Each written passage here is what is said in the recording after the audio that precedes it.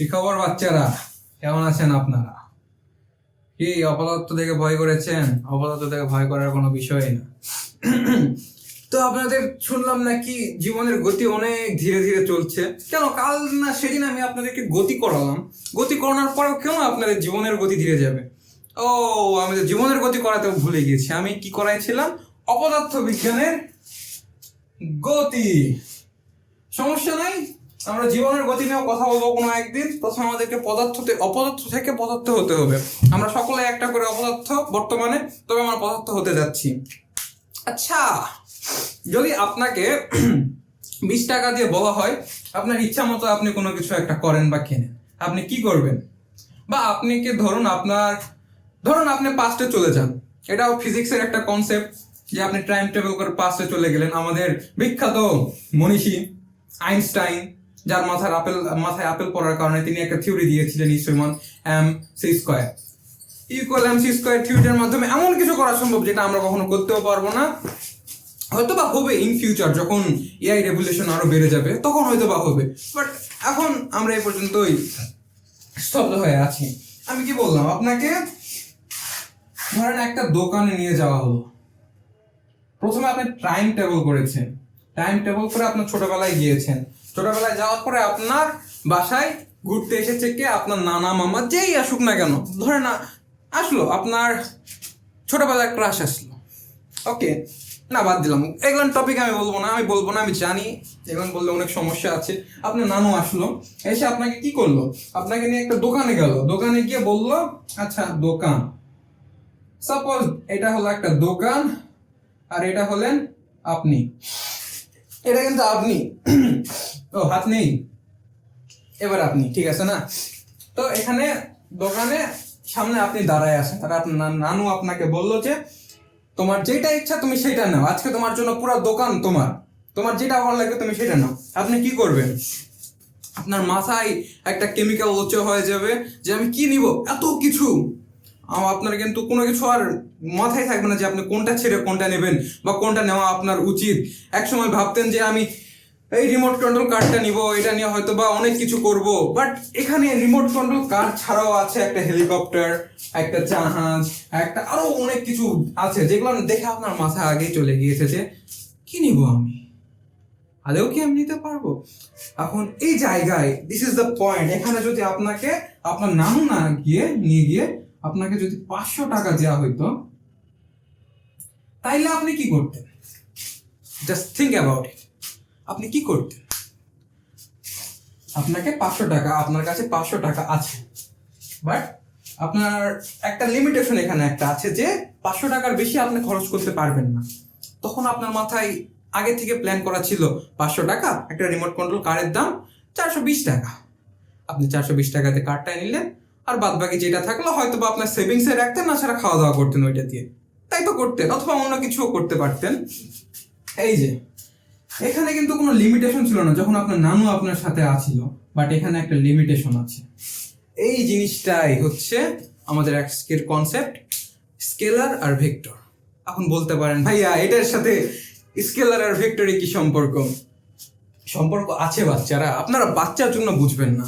সম্পর্কটা এটাই হচ্ছে, দেখেন একটা স্কেলার রাশি, আমরা কি জানি? স্কেলার রাশি শুধু কোনো একটা মান দেওয়া থাকে, ওই মানের কিন্তু কোনো কিছু, শুধু একটা মান দেওয়া থাকবে আর কোনো কিছু বলা হবে না। যেমন আপনাকে শুধু 500 টাকা দেওয়া আছে, মা এটা 500 টাকাটা বাদ দিই, প্রথমে আপনার কাছে আপনার নানু আছে, নানু কি বললো যে আপনি যেটা ইচ্ছা সেটা নেন, আপনার কোনো সমস্যা নেই, পুরো দোকানটা আপনার কাছে এখানে কোনো লিমিটেশন নেই। একটা শুধু জিনিস আছে যে আপনার দোকানটা আপনার, কিন্তু আপনি কোনো কিছু বুঝতে পারছেন না যে আপনি কি নেবেন। বাট যখনই আপনাকে বলে দেওয়া হলো, একটা লিমিটেশন দেওয়া হলো যে 500, আপনার কাছে 500 টাকা আছে, 500 টাকার বেশি আপনি আর খরচ করতে পারবেন না। কি একটা লিমিটেশন আসলো না, মান আসলো সাথে, আপনার একটা লিমিটেশন বা আপনার চিন্তাধারাটা কি হইলো, একটু ইমপ্রুভ হইলো যে না আমি এটার বেশি খরচ করতে পারবো না, আমার ফেভারিট যে জিনিসটা আছে আমি সেটাই নিব। তখন আপনি কি করলেন? একটা রিমোট কন্ট্রোল কার নিলেন বা একটা হেলিকপ্টার নিলেন, বা আপনি যেটাই নিলেন আপনার ইচ্ছা, সেটা আমি কি করব। তাইলে কি হইল একটু ভাবেন তো ভালো করে। স্কেলার রাশি সবসময় একটা মান দেওয়া থাকবে, একটা মানের উপর বেস করে স্কেলার রাশিটা কাজ করে। শুধুমাত্র একটা মান। ধরেন আপনি এখন বাজারে যাচ্ছেন, আপনার বাড়ি থেকে বাজার, আমি একটু ভালো করে বুঝাই, প্রথমে এটা একটু মিশাই দেই। নানা নাতির কনসেপ্ট তো বুঝেছেন তাই না? না বুঝলে সমস্যা নাই, এবার আরো ভালো মতো বুঝবেন। ধরেন এই যে একটা বক্স, এটা আপনার বাড়ি, এটা আপনার বাড়ি, ঠিক আছে? আর এখানে আরেকটা বক্স দেই, এটা মনে করেন বাজার। তো আপনি আছেন আপনার বাড়ির এখানে, এটা আপনি এখানে দাঁড়ায় আছেন। তো আপনাকে কি বলা হলো? বাজারে গিয়ে না, আপনাকে যদি শুধু বলা হয় যে 500 টাকার বাজার করে আনো, 500 টাকার বাজার,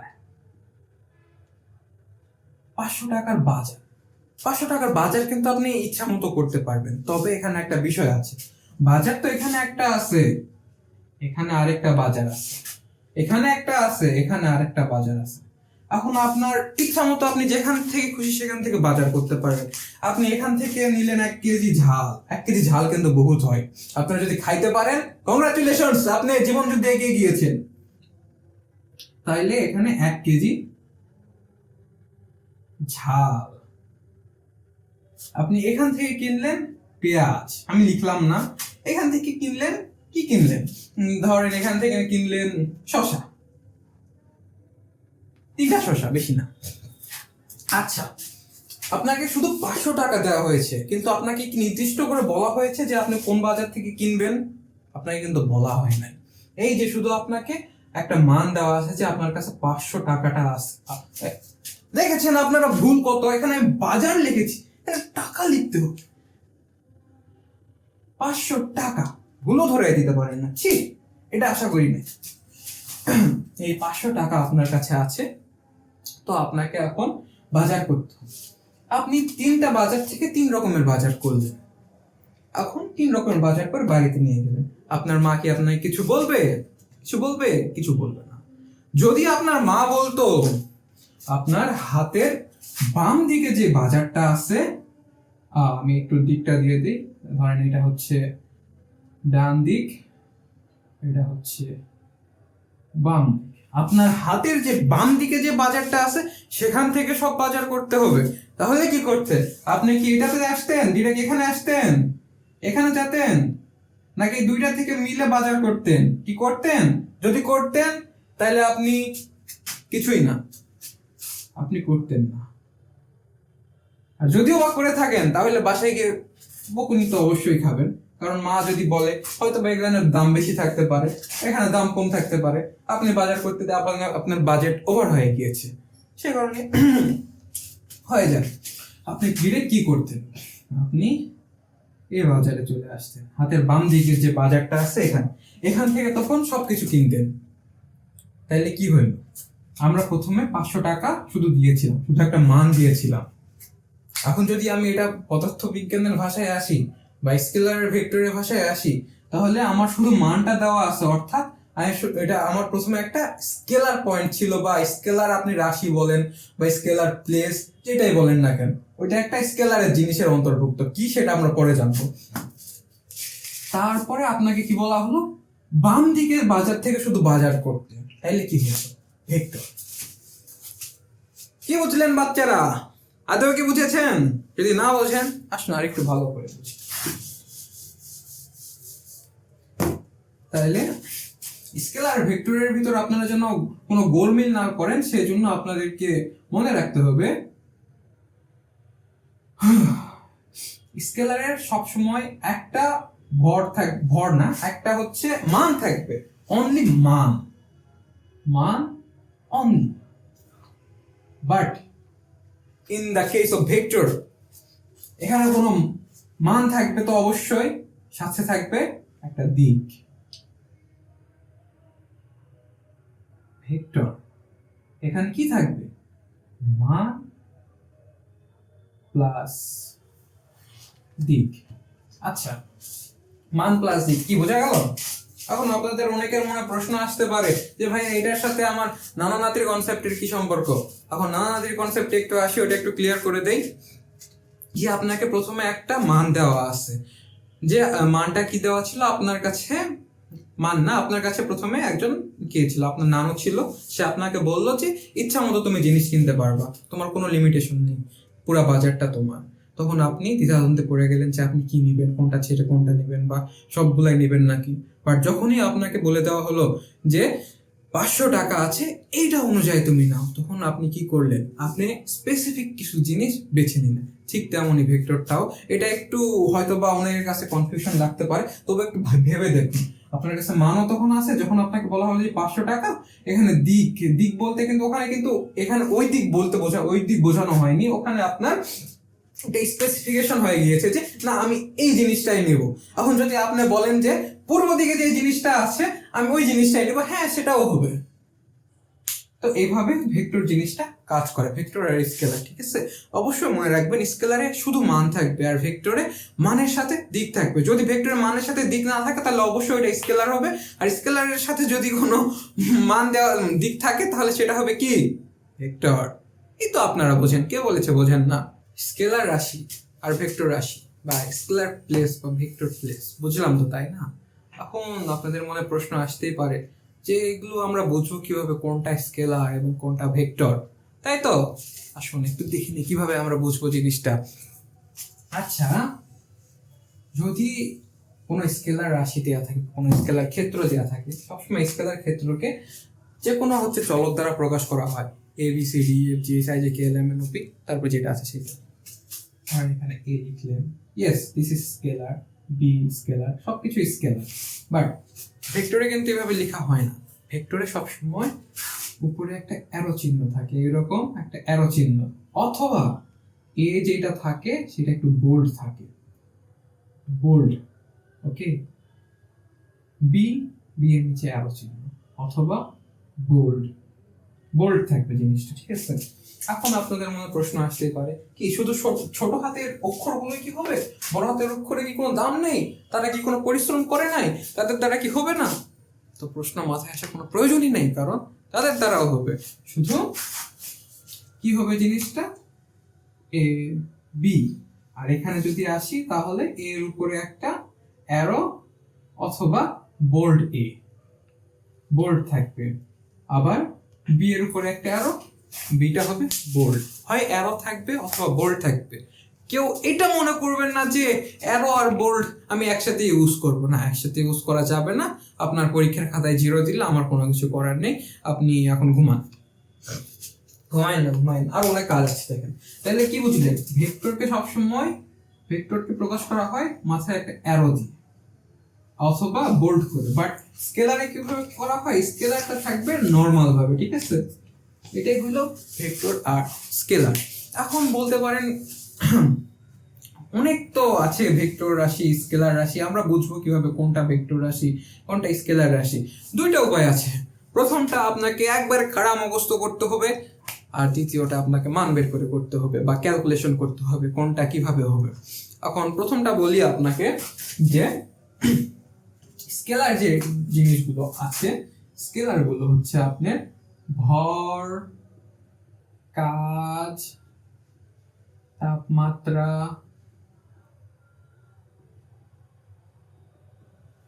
সময় আর দূরত্ব।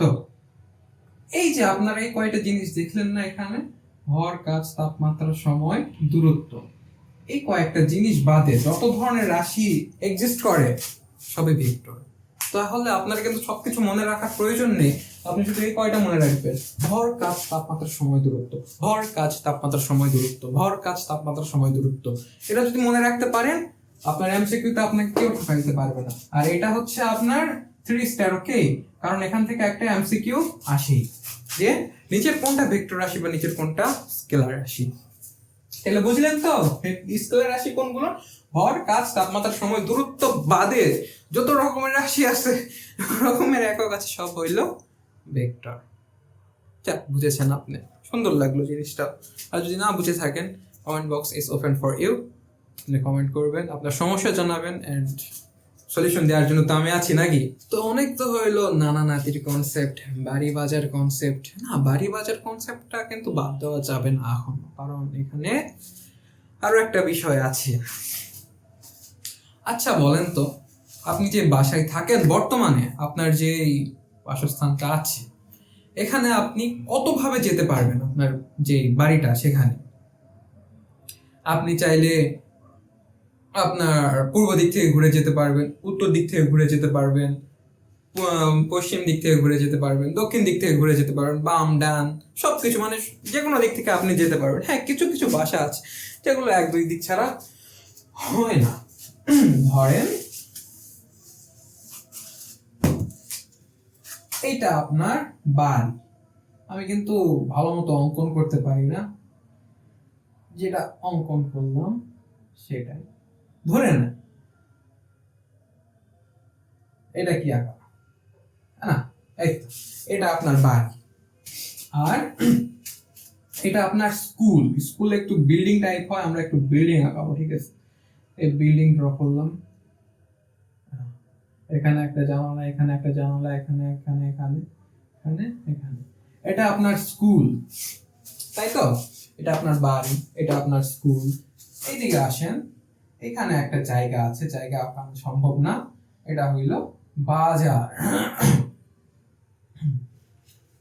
এখন আপনার বাড়িতে আপনি কতভাবে যেতে পারবেন? আপনার বাড়িতে ধরেন এইদিকে একটা রাস্তা আছে, ডিরেক্ট আপনার বাড়ির সাথে যায় লাগে। আমি রাস্তাটা একটু অঙ্কন করে নিই। এই যে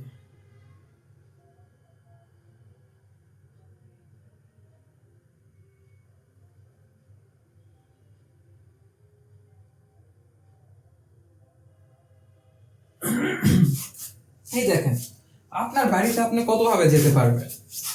আপনি এই দিক থেকে যেতে পারবেন আপনার বাড়িতে, এই দিক থেকে যেতে পারবেন, এই দিক থেকে যেতে পারবেন, এই দিক থেকে যেতে পারবেন, ইভেন এই দিক থেকেও যেতে পারবেন, তাই না? কত দিক থেকে আপনি যেতে পারছেন আপনার বাড়িতে।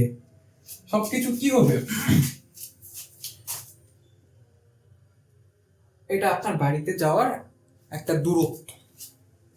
এখন আপনি কোন দিক থেকে যাবেন? ধরেন স্কুল থেকে আপনি যাবেন, এই আমি এখানে গোল দাগটা একটু মিশাই দিই। ধরেন এটা আপনার স্কুল, এই যে স্কুল থেকে একটা রাস্তা রেখে এদিকে চলে গিয়েছে, সরি, এই যে স্কুল থেকে রাস্তাটা ডিরেক্ট আপনার বাড়িতে চলে গিয়েছে। তো আপনি কি এখান থেকে বাড়িতে চলে আসলেন, অথবা এইদিকে আপনি মনে করলেন যে আজকে একটু ঘুরবো, স্কুল শেষে একটু চিল করব। তো আপনি কি করলেন? আপনি এই দিকতে না গিয়ে আপনি এই রাস্তা দিয়ে গেলেন।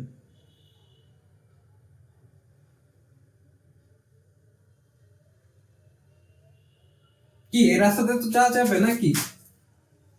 যদি যাওয়া গিয়ে থাকে তাহলে কমেন্ট বক্স ইজ ওপেন, লিখে দেন ইয়েস যাওয়া যাবে। তাইলে আপনি এই দিক থেকেও যেতে পারবেন, এই দিক থেকেও যেতে পারবেন। আপনার বাড়িতে যাওয়াটা নিয়ে হলো কথা, আপনি কোন যে কোনো দিকে যান না কেন, অথবা অথবা অথবা আপনি এই দিক দিয়ে গেলেন, এই দিক থেকে বাড়িতে গেলেন, অথবা আপনি এই দিক থেকে বাড়িতে গেলেন। বাড়িতে তো যাওয়া যাবে পথগুলান দিয়ে, তাই না? বাড়িতে তো যাওয়া যাবে, তাহলে কি হইল বলতে পারবেন? এই যেখান থেকে যে আপনি বাড়িতে গেলেন, আপনি কত দূর অতিক্রম করলেন? আপনি যদি এদিক থেকে যান, দূরত্বটা হয়তো বা একটু বাড়বে, এদিক থেকে যান, দূরত্বটা হয়তো বা একটু বাড়বে, আবার সোজা এদিক থেকে যান, হয়তো বা কমতে পারে দূরত্বটা। তাহলে কি হলো? আমি একটা নতুন শব্দ উচ্চারণ করেছি, দূরত্ব। দূরত্বটা কি আসলে? দূরত্ব হচ্ছে একটা পরিমাপ। কিসের পরিমাপ? যে আপনি এক অবস্থান থেকে অন্য অবস্থানে, এক অবস্থান থেকে অন্য অবস্থানে যাতায়াত করতে যে ডিস্টেন্সটা অতিক্রম করবেন, বা ডিস্টেন্স অর্থাৎ দূরত্ব, সরি, আপনি এক অবস্থান থেকে আরেক অবস্থানে যাতায়াতের জন্য যে পথটা অতিক্রম করবেন সেটার পরিমাপই হইল দূরত্ব। যেমন আপনি স্কুল থেকে বাড়িতে আসার জন্য 3টা পথের ভিতর যে কোনো একটা পথ আপনি ইউজ করতে পারবেন, এখানে কোনো কনফিউশন নেই। এখান থেকে এখানে যাওয়ার জন্য যে পথের, সবগুলো পথের একটা করে দূরত্ব আছে। ধরেন আপনি যদি এই দিক থেকে যান আপনার বাড়িতে, তাহলে এটা আপনার পড়বে 2 কিলোমিটার।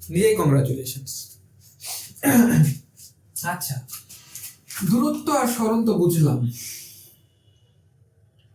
দূরত্বটা কি? আপনার এক জায়গা থেকে অন্য জায়গায় যেতে যে পথটা আপনি অতিক্রম করেন সেটা হইলো দূরত্ব। আর সরণটা কি?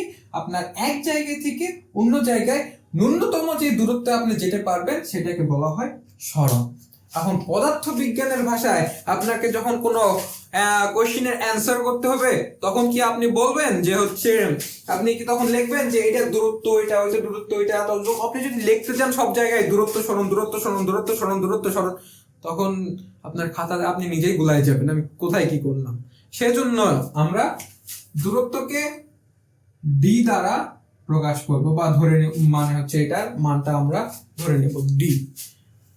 সেম ভাবে সরণকেও আমরা ডি দ্বারা প্রকাশ করব। দুইটা কিন্তু সেম, তবে এখানে একটা ব্যাপার আছে। আমি কি ভেক্টর বোঝানোর সময় বলেছিলাম কোনগুলো ভেক্টর রাশি এবং স্কেলার রাশি? আমি কি বলেছিলাম দূরত্ব একটি স্কেলার রাশি? কি মনে পড়ে? মনে পড়ে? যদি মনে পড়ে থাকে তাহলে আবার মনে করেন, দূরত্ব একটি স্কেলার রাশি। এটা কি হবে? এটা শুধু একটা মান দেওয়া থাকবে, বাট সরণ কিন্তু একটি ভেক্টর রাশি। কিভাবে? এই যে আপনার স্কুল থেকে আপনার বাড়ি পর্যন্ত একটা দূরত্ব আছে, এটা কোন দিক বরাবর আপনার সর্বনিম্ন দূরত্ব? কি এটা কি হচ্ছে আপনার উত্তর দিক বরাবর সর্বনিম্ন দূরত্ব, নাকি দক্ষিণ দিক বরাবর সর্বনিম্ন দূরত্ব, নাকি পশ্চিম দিক বরাবর? আপনি যদি বলেন পশ্চিম দিক বরাবর আপনার বাড়ি থেকে স্কুলের সর্বনিম্ন দূরত্ব, তাহলে কি ওটা গ্র্যান্টেড হবে? না, হবে না। কারণ এটা হবে, কোন দিক হচ্ছে, এটা হচ্ছে এদিক কি দক্ষিণ পশ্চিম, এটা হবে দক্ষিণ পশ্চিম দিক, কারণ এদিক হইলো দক্ষিণ দিক, এটা পশ্চিম দিক। যদি আপনি বলেন যে দক্ষিণ পশ্চিম দিকে আমার বাড়ি থেকে স্কুলের সর্বনিম্ন দূরত্ব, তাহলে সেটা গ্র্যান্টেড হবে। তো এখানে কি একটা দিকও দেওয়া আছে, সাথে দূরত্ব কত কিলোমিটার, 1 কিলোমিটার পথ অতিক্রম করলে আপনি আপনার সর্বনিম্ন দূরত্ব মানে স্কুল থেকে বাড়িতে সর্বনিম্ন দূরত্বে যেতে পারবেন। তাহলে কি হলো? সরণ হলো একটি ভেক্টর রাশি। সরণের দিকও থাকবে, মানও থাকবে, বাট দূরত্বের ক্ষেত্রে দেখেন আপনি আপনার বাড়িতে স্কুল থেকে এই দিক থেকেও আসতে পারবেন, এই দিক থেকেও আসতে পারবেন, এই দিক থেকেও আসতে পারবেন। এটার কি কোনো নির্দিষ্ট দিক আছে? নেই, শুধু একটা মান আছে। কি? আপনি যে পথটা অতিক্রম করবেন সেই পথের একটা পরিমাণ দেয়া থাকবে বা পরিমাপ দেয়া থাকবে, সেইটাই হইলো দূরত্ব। আমি কি বোঝাতে পেরেছি? যদি বোঝাতে পারি তাহলে আমরা সরণের মাত্রা বা সরণকে তো বললাম ডি দ্বারা প্রকাশ করা হয়, বাট এদের একটা করে মাত্রা আছে। যেমন দূরত্বের মাত্রা হইল এল, সরণের মাত্রাও সেম এল। এখন আপনারা যদি একটু আগে আমি যেটা বললাম, যদি আপনারা গুরুত্ব দিয়ে থাকেন তাহলে কি আমরা সরণে এল লিখবো? সরণ কিন্তু হচ্ছে একটা ভেক্টর রাশি। আমরা হয় এটাকে একটু বোল্ড করব অথবা এটার উপরে একটা তীর চিহ্ন লাগাই দিব।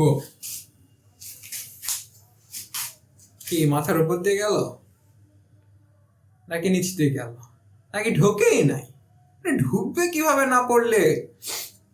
যদি সমস্যা হয় আপনারা ভিডিওটা পজ করবেন, একটু সামনে যাবেন, দেন জিনিসগুলো আবার একটু অবজার্ভ করবেন। আপনার অবজারভেশন শক্তিটাকে বাড়াতে হবে। আপনার অবজারভেশন শক্তি যত ভালো হবে আপনি ফিজিক্সে তত দক্ষ হবেন। কারণ আপনার বেশিরভাগ প্রশ্নে কখনো আপনার যে ইমেজটা থাকে প্রশ্নে সেটা কিন্তু দেওয়া থাকবে না, দেওয়া থাকবে একটা নৌকা এই পার থেকে ওই পার গেল। এখন কি আপনি সত্যি একটা নৌকা দেখতে যাবেন? আপনার পরীক্ষার মাঝখানে প্রশ্নটা রেখে আপনাকে এটা ইমাজিন করতে হবে যে একটা নৌকা এই পার থেকে ওই পার গেল। বুঝলেন? আপনার ভিজুয়ালাইজেশন পাওয়ার যত বেশি হবে আপনার ফিজিক্সের ইকুয়েশন করা তত সহজ হবে। সেজন্য এখন থেকে প্র্যাকটিস করেন। আশা করি এই কনসেপ্টটা আপনারা বুঝতে পেরেছেন আজকের ভেক্টর, স্কেলার অ্যান্ড দূরত্ব ও সরণ। তো বাচ্চারা আজকের মতো এই পর্যন্ত। আশা করি সকলেই ভালো থাকবেন, সুস্থ থাকবেন। আর যদি কোনো জায়গায় সমস্যা হয় ভিডিও পজ দেন একটু পিছনের দিকে চলে আসবেন, তারপরে আবার প্লে করে একটু দেখে নেবেন।